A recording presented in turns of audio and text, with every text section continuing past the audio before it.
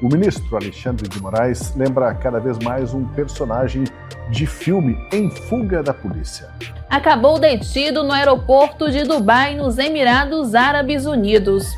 Seu Gilmar, ele chefia, como eu mencionei, ministros que ou são donos de resort, ou são donos de cassino clandestino, ou recebem 129 milhões por meio das suas esposas de uma pessoa que está presa. Sejam bem-vindos, o meu nome é Bruno, deixe o seu like e inscreva-se no canal.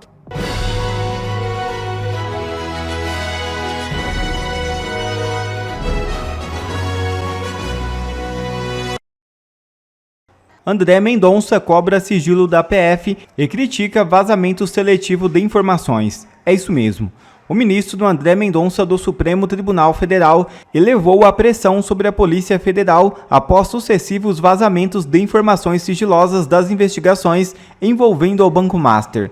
Nos bastidores do STF, o principal foco de preocupação do ministro passou a ser a divulgação seletiva de áudios, mensagens e documentos reservados ligados ao inquérito conduzido pela PF. Segundo interlocutores ligados à investigação, Mendonça avalia que os vazamentos estão comprometendo diligências em andamento, antecipando estratégias policiais e expondo investigados antes da conclusão formal das apurações. Durante reunião realizada nesta sexta-feira com investigadores da Polícia Federal, o ministro cobrou rigor absoluto no controle das informações internas e demonstrou preocupação com a possibilidade de que os vazamentos estejam partindo de setores da própria corporação.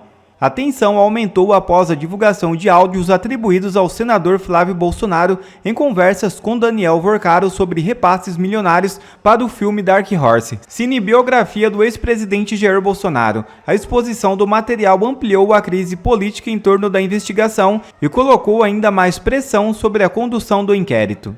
Nos bastidores do STF, investigadores passaram a tratar com preocupação a hipótese de que informações protegidas por sigilo estejam sendo repassadas diretamente por integrantes da Polícia Federal, o que teria levado Mendonça a endurecer a cobrança por controle interno e preservação das diligências.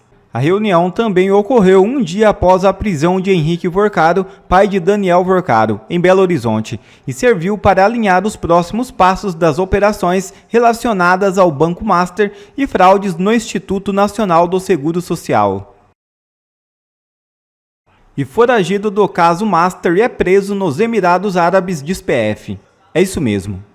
A Polícia Federal prendeu neste sábado um dos foragidos da sexta fase da Operação Compliance Zero, que investiga um esquema de corrupção e lavagem de dinheiro envolvendo o Banco Master. Vitor Lima Sedelmaier acabou detido no aeroporto de Dubai, nos Emirados Árabes Unidos. As informações são da coluna Mirelle Pinheiro, aqui do Metrópolis. Ele teria sido preso em uma cooperação internacional com a Interpol e a Polícia de Dubai. Está sendo transferido para São Paulo. Vitor Lima seria integrante do grupo Os Meninos, uma estrutura paralela de vigilância e intimidação por hacker. Durante a sexta fase da Operação Compliance Zero, nesta quinta-feira, a PF prendeu o empresário Henrique Vorcaro, pai do dono do Banco Master, Daniel Vorcaro. Com a prisão de Vitor Lima, 2 pessoas seguem foragidas: o policial federal aposentado Sebastião Monteiro Júnior e Davi Henrique Alves, chefes do grupo Os Meninos. De acordo com a PF, esse grupo reuniu pessoas com perfil hacker, remunerados para a execução de invasões, derrubada de perfis, monitoramento ilícito e possível destruição ou ocultação de evidências digitais. Para novas atualizações sobre a operação, acesse metrópolis.com. Olá, tudo bem? Seja muito bem-vindo à última análise da Gazeta do Povo. O ministro Alexandre de Moraes lembra cada vez mais um personagem de filme em fuga da polícia. Aquele que, enquanto corre, vai semeando armadilhas e bombas pelo caminho para dificultar a perseguição e ganhar tempo.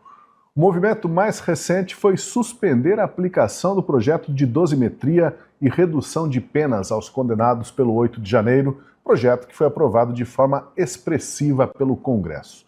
A justificativa de Moraes foi de que seria necessário aguardar o julgamento de ações de inconstitucionalidade sobre o tema. O que não dá para ignorar é que o relator da matéria, o deputado Paulinho da Força, confidenciou a congressistas e a jornalistas que o próprio Moraes teria ajudado a redigir o texto da dosimetria e que agora ele mesmo suspende esse texto. É o fugitivo desativando as próprias armadilhas quando lhe convém. Em outra frente, Moraes articula para aprovar uma delação meia-boca de Daniel Vorcaro diretamente na segunda turma do Supremo, passando por cima do ministro André Mendonça, que é relator do caso. Isso garantiria a imunidade aos próprios ministros enrolados com o Banco Master. Mais uma bomba jogada no caminho de quem procura a justiça. Mas toda fuga tem um limite, e é isso que a gente vai discutir, entre outros temas, no Última Análise, que está apenas começando. E eu tenho aqui a companhia do Frederico Junkert, no estúdio da Gazeta do Povo. Tudo bem, Fred? Bem-vindo. Olá, Tosi. Boa noite a todos. Saudações também para Fabiana Barroso. Oi, Fabi. Tudo bem? Boa noite, Tosi. Tudo bem, graças a Deus. Boa noite, Fred, doutor Adriano e a todos aqui da nossa audiência. Saudações também ao doutor Adriano Soares da Costa. Doutor Adriano, bem-vindo. Tudo certo? Prazer estar aqui, Tosi, com Fred, Fabiana, você e nossos ouvintes, telespectadores. Então, a gente parece, assistindo aqueles filmes de fuga, perseguição, né? O ministro Alexandre de Moraes, do Supremo, vai semeando armadilhas e bombas pelo caminho para distrair e atrasar quem está no encalço dele. O factoide que ele criou no fim de semana foi a suspensão do projeto da dosimetria, aplicação da lei da dosimetria aprovada com ampla maioria pelo Congresso Nacional. E o ministro, ele diz que, primeiro, é preciso julgar algumas ações que tratam da constitucionalidade do projeto para não criar uma situação de insegurança jurídica. Em outra frente, Moraes estaria articulando para aprovar uma delação meia-boca, como a gente disse, do Daniel Vorcaro, que não entregue quase ninguém dos envolvidos no andar de cima. Isso envolveria levar o caso para a segunda turma e passar um rolo compressor por cima do ministro André Mendonça, que não aceita essa meia delação. Bom, eu queria saber, começar ouvindo o Fred aqui, qual, Fred, seria o recado que Moraes tenta passar com essas manobras, né? E o que as ações dele revelam sobre quão perto ele pode estar de ser responsabilizado por determinados abusos?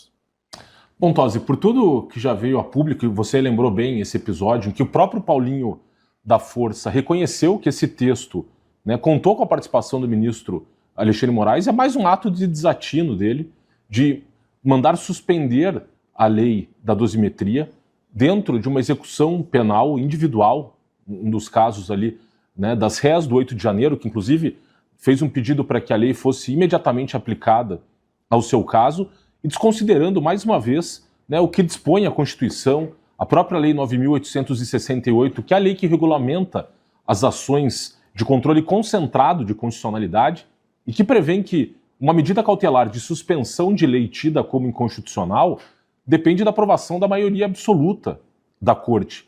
O próprio artigo 97 da Constituição Federal também tem um dispositivo muito claro, a chamada cláusula de reserva de plenário, que diz que uma decisão de um tribunal, né, pela declaração de inconstitucionalidade de um ato normativo, deve contar com o voto da maioria absoluta dos integrantes do órgão especial ou do plenário daquela corte. E o ministro Alexandre de Moraes simplesmente manda novamente as favas à Constituição e à lei, né, buscando exercer um poder mesquinho, considerando inclusive a expectativa dos céus do 8 de janeiro de que a lei, tão logo aprovada, pudesse ser aplicada a esses casos e ainda, né, corrigir, ainda que parcialmente, as injustiças a que essas pessoas foram submetidas. Houve a publicação de 2 artigos muito bons, né, na verdade um comentário e um artigo do professor, um deles, o maior processualista do Brasil, na minha opinião, atuando, o professor Luiz Guilherme Marinoni, que é um dos maiores juristas do país, e também um outro processualista penal, o professor Rodrigo Chemin, foram muito claros ali na exposição de todas as ilegalidades praticadas pelo ministro Alexandre de Moraes, nesse caso, justamente desconsiderando, né, o que dispõe a Constituição e a lei que rege aí essas ações perante o Supremo Tribunal Federal. Então, é difícil até tentar encontrar um fundamento, mas é que conhecendo o histórico de decisões do ministro Alexandre de Moraes, eu até brinquei e eu falei assim, olha, ele todo dia deve acordar de manhã e pensar assim, olha, qual o dispositivo da Constituição e da lei, de qualquer das leis brasileiras, que eu ainda não violei, eu vou ver aqui para violar algum que esteja faltando. Porque essa lógica, são tantos os casos aqui, a gente pode ficar horas falando de todas as decisões que o ministro Alexandre de Moraes tem tomado ao longo do tempo, e infelizmente esse é o último caso, né, de uma aberração jurídica e institucional, e eu falei aqui inclusive dessa questão da articulação que o próprio ministro Alexandre de Moraes teria feito junto com o Paulinho da Força para desidratar o PL da anistia. Aí ele vai lá, articula, né, inclusive com a escolha do próprio Paulinho da Força para ser o relator desse PL, naquela manobra em que na mesma semana em que o Paulinho é designado relator, o seu partido Solidariedade apresenta uma DPF no Supremo, né, que foi aquela que questionou os artigos da lei do impeachment, em que o ministro Gilmar Mendes, em dezembro, deu a decisão, né, aumentando o quórum para que haja o recebimento de denúncia de impeachment contra integrantes do Supremo, de maioria absoluta para 2/3 da casa, e também que houve naquele início aquela tentativa de também limitar a legitimidade ativa daqueles que podem propor pedidos de impeachment à figura do Procurador-Geral da República. Nesse caso, o próprio Gilmar Mendes acabou recuando depois e permitindo que qualquer do povo possa fazê-lo. Mas fica evidenciado aí, mais uma vez, esse atropelo do devido processo legal no país, da Constituição, num caso em que você fala com a unanimidade dos constitucionalistas e dos processualistas, ele não poderia fazer o que ele fez, ainda mais numa decisão em execução penal. Aconteceu uma treta no dia 14 de maio, no intervalo da sessão plenária do STF entre Gilmar Mendes e Fachin. Eu vou te mostrar isso agora. O Gilmar atravessou a sala reservada dos ministros e foi direto até o presidente da corte, Edson Fachin, e disse a seguinte frase, literal, abre aspas, caro Fachin, impressiona, claro que ele falou, tremendo a boca, né? Que ele tem um coração aqui na boca. Disse, caro Fachin, impressiona o número de processos importantes paralisados por sua iniciativa. Você é alguém que enrola com os processos. Foi isso que ele disse. E ainda completou, está ficando feio, Fachin.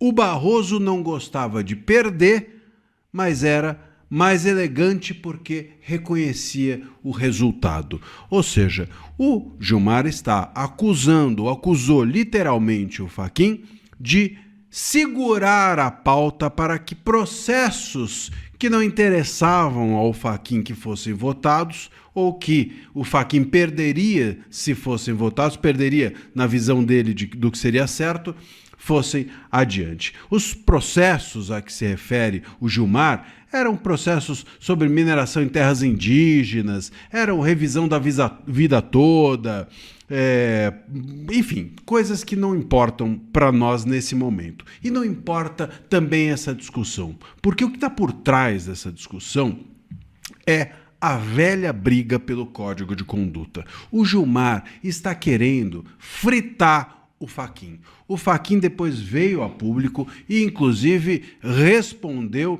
ao Gilmar a respeito disso, dizendo que ele não estava segurando a pauta, que, enfim, deu a explicação dele com aquele palavrório que o Fachin usa, que não dá para entender nada. O ponto aqui é o seguinte, o Gilmar Mendes e o Fachin estão em guerra. E por que estão em guerra? Porque o Gilmar Mendes tem medo do Fachin? Não, ninguém tem medo do Fachin. O Fachin é um ministro de personalidade frouxa dentro do STF. Frouxa. Mas o fato é que tudo aquilo que o Fachin pretende colocar no tal do código de conduta dele diz respeito ao Gilmar. E se não diz respeito ao Gilmar, diz respeito à ala do STF que o Gilmar chefia. O Gilmar chefia uma ala do STF que é composta por Moraes, por Dino e etc. É isso. Então, um código de conduta, como é possível que o Gilmar segure a onda de um código de conduta se o Gilmar é dono do IDP, que é um instituto dele, e que inclusive foi do Gonê também, e que recebe políticos e etc. Óbvio que ali circula lobby. Se o Gilmar tem o Gilmar Palooza, pô, que é um evento em Portugal que a gente sabe o que acontece lá e que é uma festa do caqui. Se o Gilmar, ele chefia, como eu mencionei, ministros que ou são donos de resort, ou são donos de cassino clandestino, ou recebem 129 milhões por meio das suas esposas de uma pessoa que está presa. Como é que é possível, portanto, ao Gilmar Mendes resistir a um código de conduta sem ficar ridículo para ele? É óbvio que se o Fachin levasse esse código de conduta para frente, nada mudaria dentro do STF. Mas, evidentemente, seria um enfrentamento do Fachin ao Gilmar. E o Gilmar não admite enfrentamentos, nem a ele e nem a sua turma. Não admite. Então, um código de conduta não mudaria a conduta dessa ala a que o Gilmar chefia, mas exporia ainda mais essa ala que já está exposta à beça com o caso Master. E é isso que o Gilmar não quer. Por isso, o Gilmar está colocando o Fachin no seu lugar. O lugar de fica na sua. Se você não jogar o nosso jogo, eu vou ficar fritando você em público, e nisso o Gilmar é bom.